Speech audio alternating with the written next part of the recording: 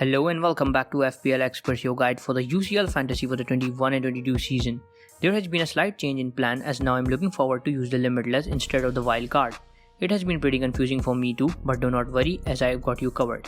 First I'll take you through the updated and the final wildcard draft for matchday 2 and then we'll talk about the Limitless. So if you haven't checked out the last video, please do check it out for a detailed analysis.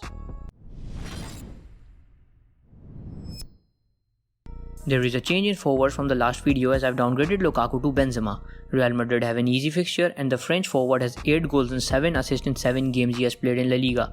Lewandowski remains there against Kiev, it is a good tempting fixture. And Nkunku the hat-trick hero and Herrera budget gem are still options in the midfield as I have talked about them in the previous video. The change in here is that I have decided to keep Salah. 5 goals and 2 assists in 6 Premier League games, meanwhile a goal in the 1 game he has played in the Champions League. These stats are just too good to miss out on. Moving on to the defense, I had to let Pavard go in order to retain Salah, so as Alonso looks like a rotational threat, SP is an ideal player. He's not as good as Alonso but he can return attackingly. Defensively, Chelsea are a pretty strong side, and as Dybala and Morata are to miss the game, things are in favour of Chelsea. As I assess the fixtures, the matchday 2 and the matchday 5 have the best fixtures to use the Limitless. Matchday 5 possesses a risk of rotations as all the big teams have qualified for round of 16 by that time, so they rest their star players. Thus the Limitless comes under threat. That leaves us with matchday 2. Now if you feel like using the wildcard, you can totally do that and it totally depends upon you and your assessment. I feel like it's better to roll the Limitless right now.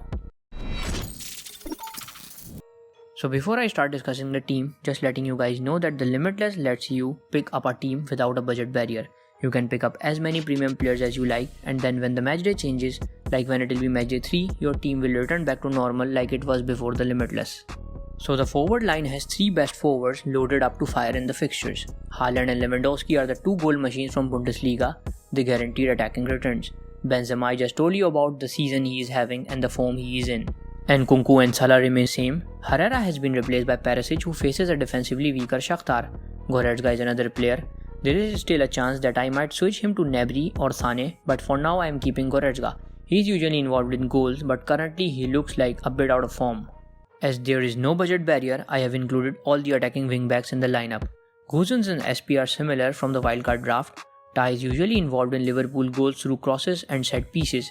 He has 2 assists in the Premier League. Kimmich is also a set piece taker and provides attacking returns. Guerrero is more of a scoring defender like Gosens as he has 2 goals in the Bundesliga. Mendy and Handanovic are the 2 goalkeeper choices who are most likely to keep clean sheets. My final decision is to use the Limitless and this is my final team. Of course there may be a couple of changes depending on the inter lineups. I'll post the final team an hour before the deadline on my Twitter handle. Please hit the thumbs up if you enjoy the video and subscribe the channel. You can comment your suggestions below and I'll read and reply to each one of you. This is it from my side. Thank you for watching FPL Experts.